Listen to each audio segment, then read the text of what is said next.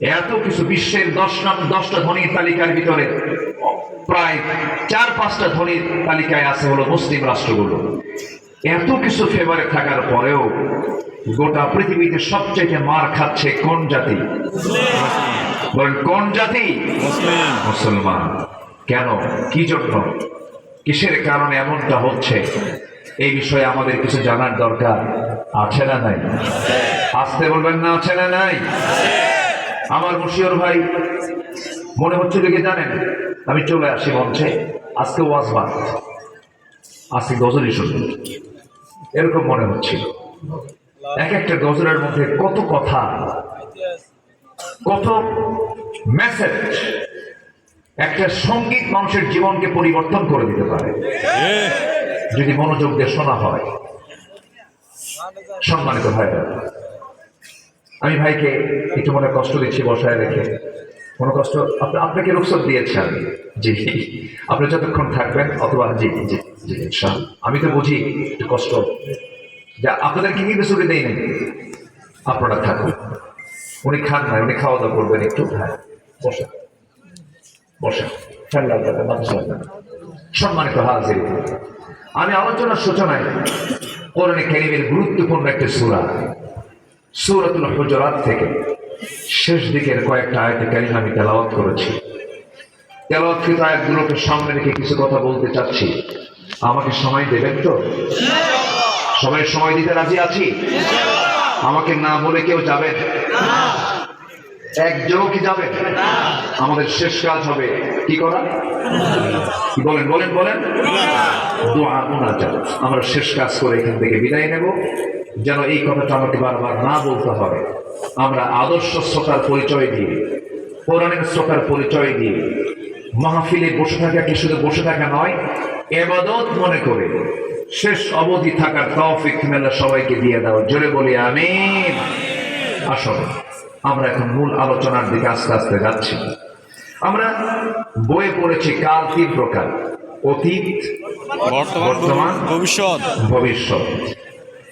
পড়েছি past, present, future. কিন্তু আসলে কাল কিন্তু 3 প্রকার নয়। কাল মূলত 2 প্রকার। একটা হচ্ছে ইহকাল, আরেকটা কি পরকাল। আমরা আছি কোন কালে? বলেন কি কালে? এটার নাম দুনিয়া। এটার নাম কি? দুনিয়া। আর পরকাল আখিরাত। পরকাল কি বলেন তো? আখিরাত। দুনিয়া শব্দ কোরআনে এসেছে, আখিরাত শব্দ কোরআনে এসেছে, দুটাই আরবি শব্দ। আমরা দুনিয়া চাই না আখিরাত চাই? দুনিয়া চাবেন না? দুনিয়ার দরকার নেই? ওটা আছে। দুনিয়ার দরকার আছে? তাহলে আমরা দুনিয়া চাই না আখিরাত চাই? সুন্দর করে একটা জবাব, দুটাই চাই। হ্যাঁ, দুটাই চাইতে হবে, কিন্তু প্রাধান্য দিতে হবে আখিরাতকে। আল্লাহ রাব্বুল আলামিন সুন্দর করে দোয়া করতে বলছেন বান্দাকে।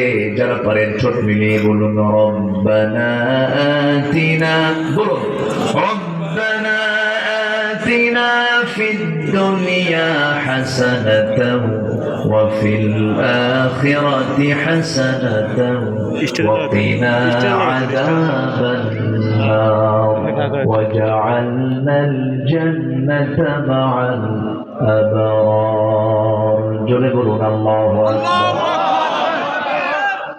আয় আল্লাহ তাআলা, তুমি আমাকে দুনিয়ার হাসানা দিয়ে দাও, আখিরাতের হাসানা দিয়ে দাও। দুনিয়ার কল্যাণ যদি না আসে, আখিরাত বরবাদ হয়ে যাবে। দুনিয়াকে সাজাবো আমরা দুনিয়া দিয়া না, ইসলাম দিয়া। দুনিয়াকে সাজাবো আমরা নিজের মন মতো না কোরআন মতো? কিসের মতো? কোরআনের মতো করে আমরা সাজাবো দুনিয়াটাকে। ব্যক্তি জীবন থেকে নিয়ে শুরু করে আন্তর্জাতিক পরিমণ্ডল পর্যন্ত প্রত্যেকটা জায়গায় যদি বান্দা দুনিয়াকে কোরআন দিয়ে সাজিয়ে নেয়, এই সাজানো জীবনের ফলাফল হবে আখিরাতে জান্নাত। জোরে বলি সুবহানাল্লাহ। কিন্তু সাজাতে হবে ইসলাম দিয়ে, কোরআন দিয়ে সাজাতে হবে। কিন্তু দুঃখজনক হলো সত্য, আমার দেশের এক শ্রেণীর মুসলমান আছে, কোরআনটাকে নামাজে মানতে চান কিন্তু সমাজে মানতে দেন না, জানো না?